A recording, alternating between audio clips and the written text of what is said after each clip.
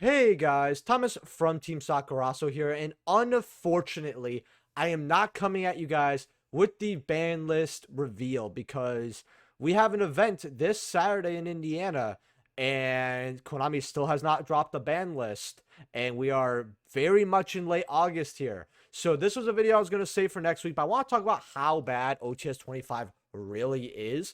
And I've given it some thought because OTS 19 was probably the worst OTS we've ever gotten by far, since it wasn't like one of Konami's first OTSs, so you can't really give it slack.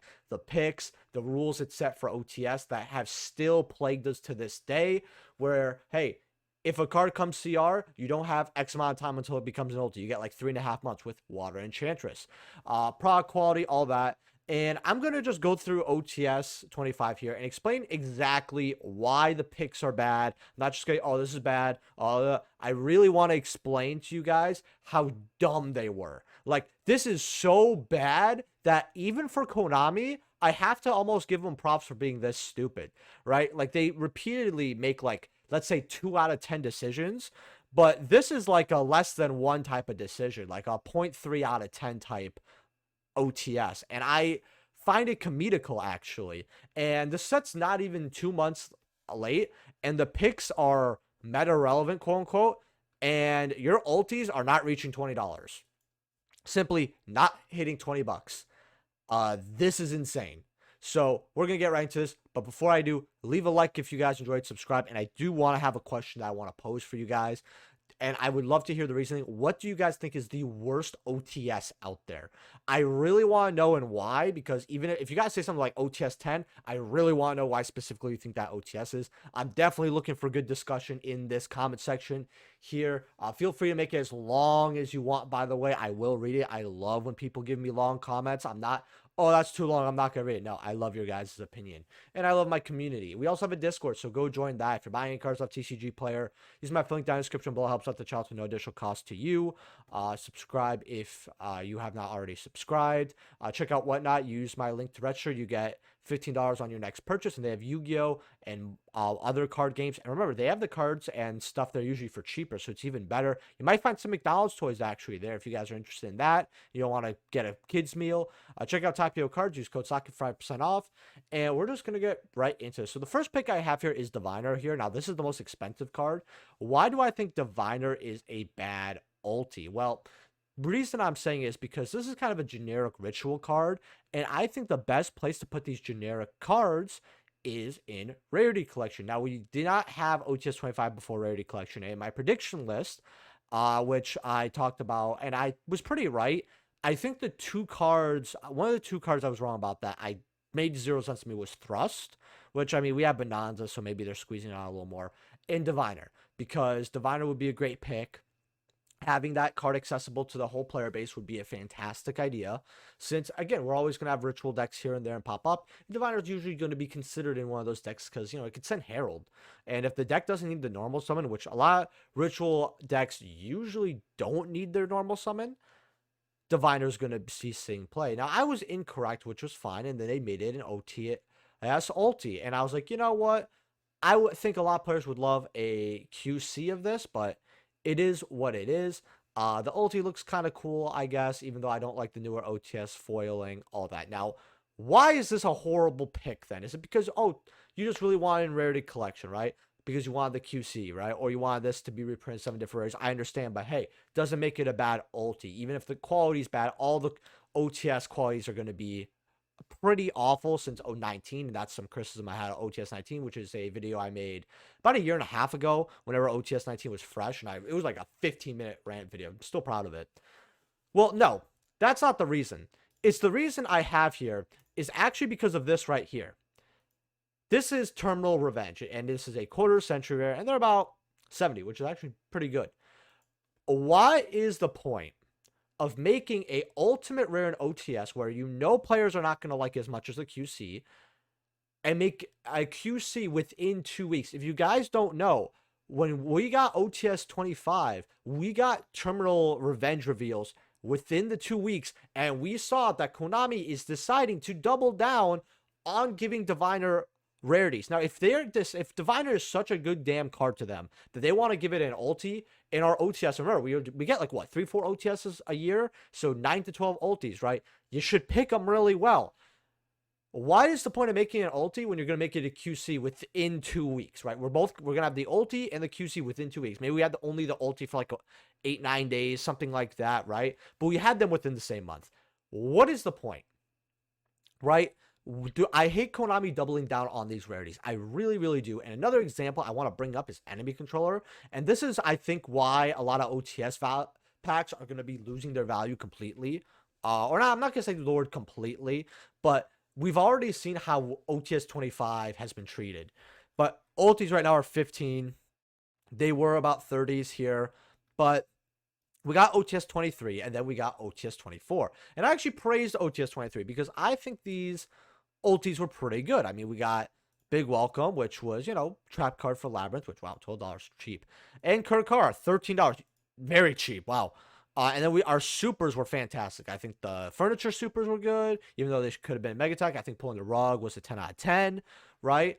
But the point is, in fact, it's really funny how if you had a playset pulling the rug for when they were like like $2, you could essentially trade them and get any ulti here you want, that and maybe some spare change. That's really funny. But anyway, 23 had ulti enemy controller. Yeah, in Rarity Collection 2, which by the way we had about 3 months until we got this printing.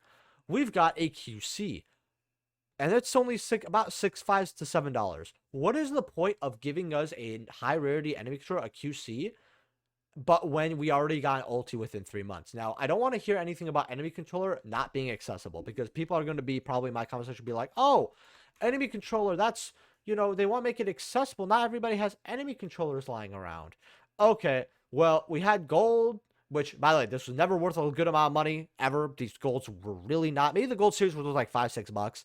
But yeah, champion pack ones, which were like a few bucks, sure. But like, when you look at how many commons it has, like 1, 2, 3, 4, 5, 6.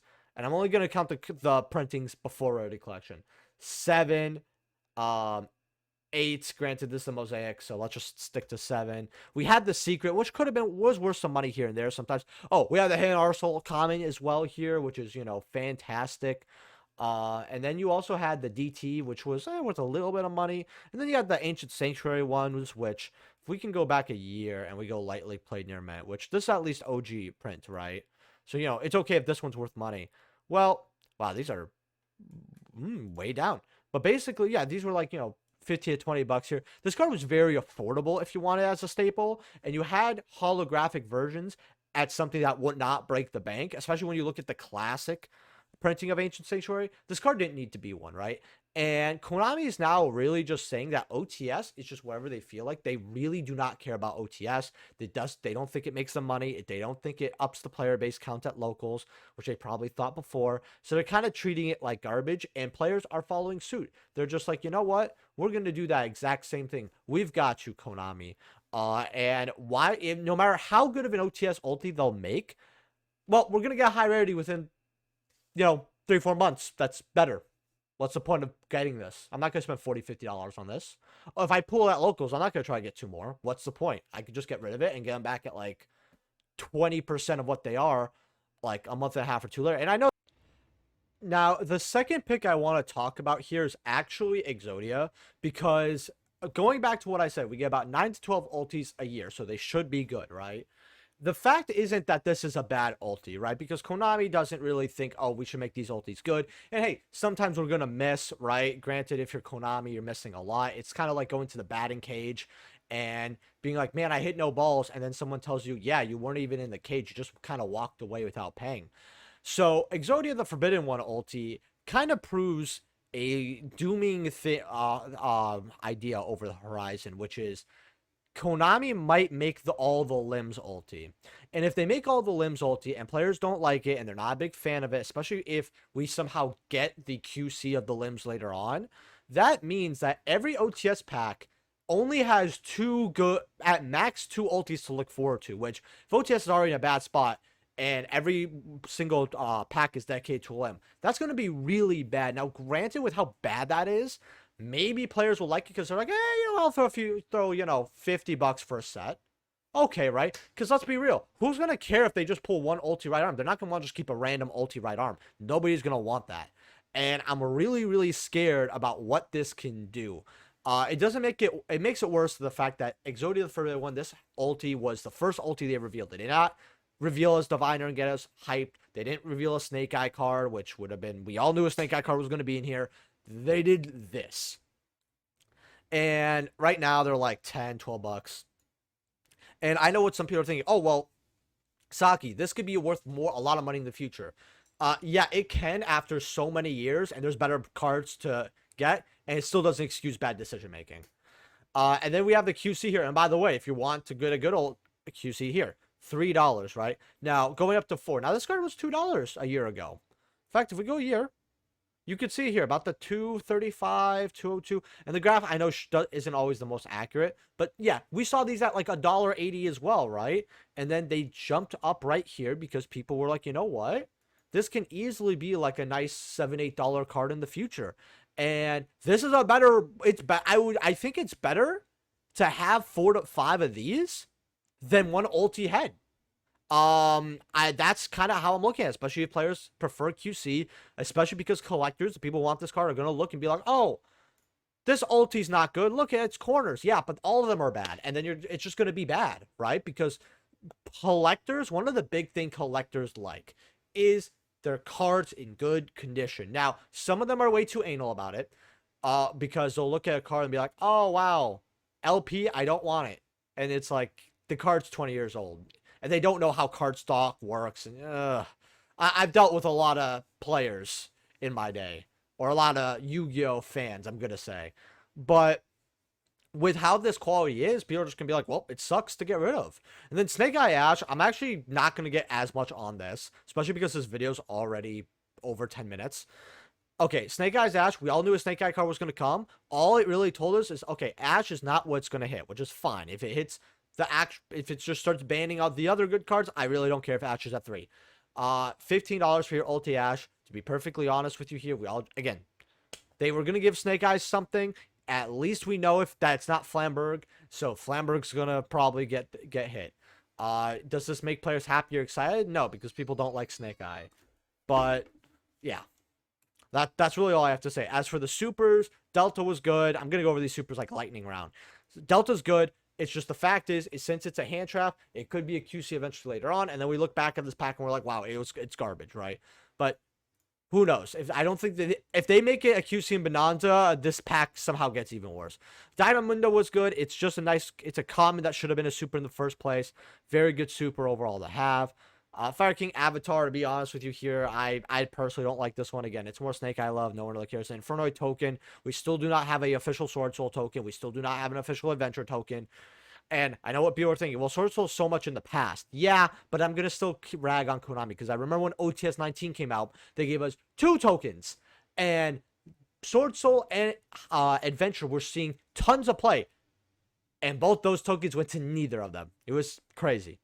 Soul Release, again, I think this was actually a rarity collection card, but they made it a super, which already has a super. I don't really like that.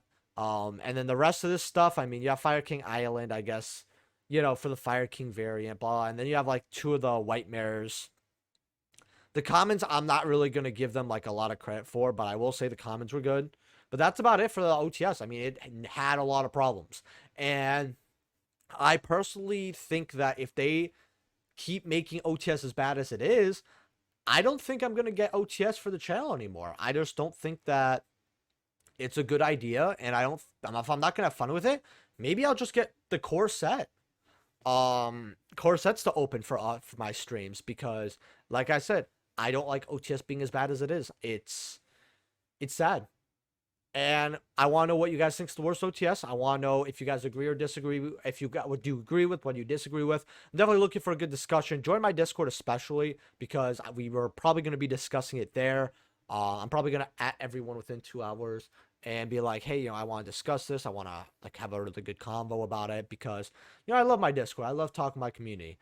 Leave a like as well, and I'll see you guys in the next video. Peace.